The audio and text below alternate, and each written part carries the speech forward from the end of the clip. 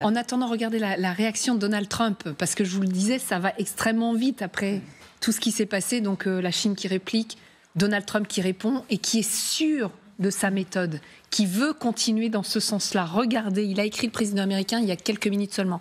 Pour tous les investisseurs qui viennent aux États-Unis et qui investissent massivement, ma politique ne changera jamais. Le mot est important, jamais.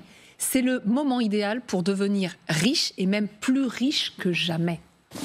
Donc voilà, en fait, vous le disiez, les droits de douane ont plusieurs objectifs. L'un des objectifs, c'est effectivement de ramener les investisseurs, de ramener la production sur le sol américain. Et donc, il lance un nouvel appel.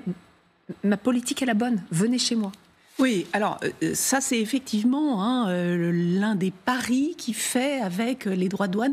Juste peut-être un tout petit mot quand même sur la Chine. Oui. Il y a quand même une fragilité de la Chine, effectivement, qui est le fait que son modèle économique, et c'est pas vrai de l'Europe. Et c'est pour ça que je pense que l'Europe, là, dans ce moment, elle est plus forte que ne l'est effectivement la Chine, même si elle a des difficultés. Mais l'une de ces difficultés, c'était son sous-investissement, sa sous-consommation. Et on finançait le déséquilibre américain, on finançait la dette américaine et les investissements américains. Avec le changement de pied de l'Allemagne, on rentre là aussi dans une nouvelle période. Donc c'est une vraie chance pour l'Europe. Donc ça c'est du côté positif pour l'Europe. Par ailleurs, donc c'est la première puissance en termes d'échanges internationaux, s'il faut regarder, devant les États-Unis, devant la Chine. Et elle a comme caractéristique le fait qu'à 70%, ces échanges se font à l'intérieur de l'Europe. C'est-à-dire qu'on est très dans l'échange international, mais entre nous. Ouais. Donc du coup, ça, c'est moins de fragilité. Alors que la Chine est complètement dépendante dans son modèle économique, effectivement, de ses exportations, parce qu'elle n'a pas réussi. À un moment, ça venait, elle faisait monter ses habitants à la consommation, et puis au bon moment, ça s'est arrêté. Alors, pour revenir sur les droits de douane et l'utilisation des droits de douane, ce qu'ils donnent comme rôle aux droits de douane, si on essaie de comprendre, parce qu'il faut le prendre au sérieux, y compris dans sa politique économique, y compris quand elle paraît totalement déraisonnable. Mais pour lui, le droit de douane a, indépendamment de l'instrument de menace, de chantage, il a économiquement une première fonction qui est protéger les secteurs industriels, réindustrialiser en protégeant certains secteurs les États-Unis pour redonner des good jobs aux Américains. Il oublie juste qu'il y a un chômage qui est extrêmement bas et que s'il mène une politique migratoire, on ne voit pas bien comment ça va se passer. Mais bon, protéger les secteurs. 2, effectivement, faire venir, inciter des industries à venir s'installer. Sauf que, attention, il y a des choses qu'on ne délocalise pas. Le vin, le champagne français ne va pas se délocaliser. Et puis, quand on regarde les modes de production maintenant dans la mondialisation, les biens, ils font le tour des frontières. Donc, du coup, ça n'a pas de sens. Et puis, par ailleurs, quand vous avez un président aussi, excusez-moi du terme, mais lunatique, pour reprendre le mot, lunatique. Moi, je serais industrielle, j'hésiterais un petit moment avant d'y aller. Mais ce qui m'intéressait, dernière utilisation de l'instrument, c'est en percevant des droits de douane, et du coup, ça va faire rentrer de l'argent dans les caisses, parce que l'Amérique a un déficit et une dette absolument colossale, vraiment colossale, financée par nos capitaux. Donc, du coup, ça fera rentrer de l'argent. Sauf que c'est absolument... on ne peut pas imaginer, vu les baisses, et ça compenserait les baisses d'impôts qu'on fait par ailleurs pour relancer l'économie. Sauf que c'est pas du tout de la même ampleur et que si effectivement ça arrête le commerce international, l'argent va pas rentrer dans les caisses. Donc c'est vraiment un pari qui est un pari extrêmement risqué, et pour l'instant ça se passe très mal. Magali, le mot qui m'a intéressée et interpellée en découvrant le message, puisque je le découvrais aussi en direct, c'est le mot « jamais ». On a tous dit hier que c'était, ces droits de douane, des bases de négociation.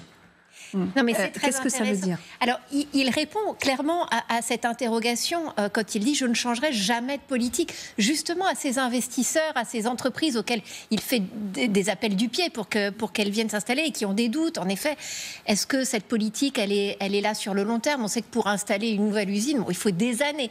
Donc là, il leur répond directement. Il leur dit: venez investir, je ne changerai pas de politique. Il y a un autre tweet qui est arrivé derrière où il dit le nombre d'emplois est incroyable, toute ma stratégie est en train de marcher, nous ne pouvons pas perdre. Voilà ce qu'écrit Donald Trump il y a 20 minutes sur son réseau social. Nous ne pouvons pas perdre. Il est en ce moment en fait, en train quand même d'essayer d'éteindre un incendie, parce qu'à la bourse, ça dévisse et ça décroche de tous les côtés. Il sent bien qu'il y a quand même une inquiétude majeure qui est en train de monter. Alors, chez nous, mais surtout aux États-Unis, les Américains sont inquiets. Et il leur dit, attendez, en fait, laissez passer la tempête. Moi, je suis sûre que les marchés vont exploser derrière. C'est ce qu'il disait dans son avion la nuit dernière.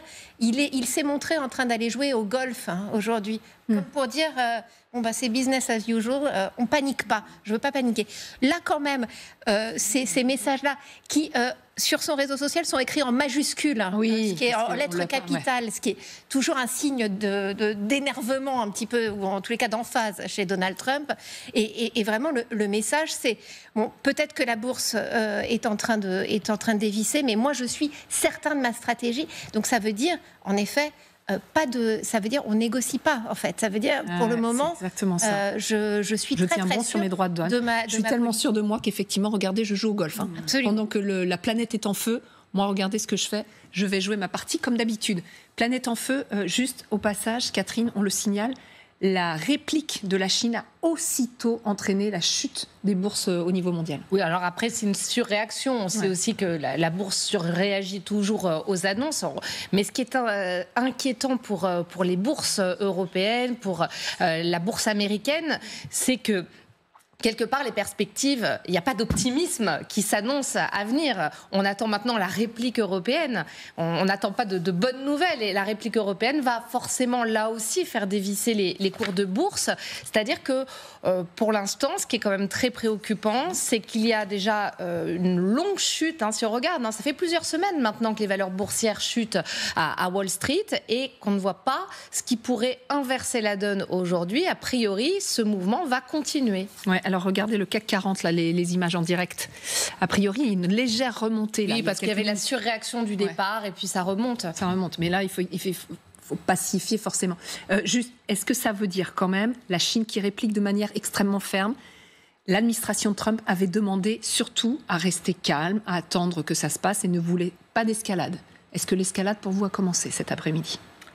L'annonce de la Chine est quand même, oui, on est monté d'un niveau. Bon.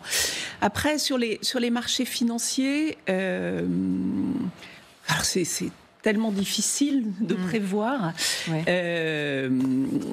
parce que sur les marchés financiers, il y a de l'irrationnel. Les phénomènes de krach, c'est le cœur du mécanisme, c'est ce qu'on appelle l'autoréalisation. C'est-à-dire, j'ai peur que le truc arrive et donc j'agis de telle sorte que finalement il arrive. Ouais. Voilà, donc on peut pas savoir. Donc on peut pas savoir du tout. Ceci étant, donc il y a ces phénomènes un peu irrationnels qui peuvent déclencher des phénomènes de panique et de krach. Et puis il faut regarder ce qui se passe et ce qui se passe. Et c'est là où il faut évaluer la politique menée par Trump. Et moi, la politique menée par Trump, à mon avis, mais je ne suis pas la seule, elle ne peut pas marcher. C'est-à-dire qu'elle est forcément génératrice d'inflation et forcément, elle casse la croissance. On ne voit pas comment ça peut se passer autrement, contrairement à ces affirmations. Donc, du coup, évidemment, les investisseurs, du coup, ça se traduit par... panique un peu, il n'y a plus de confiance, effectivement. C'est pas une panique, c'est une réévaluation, alors là, de sang-froid, des opportunités que vous avez. Et donc, la bourse baisse.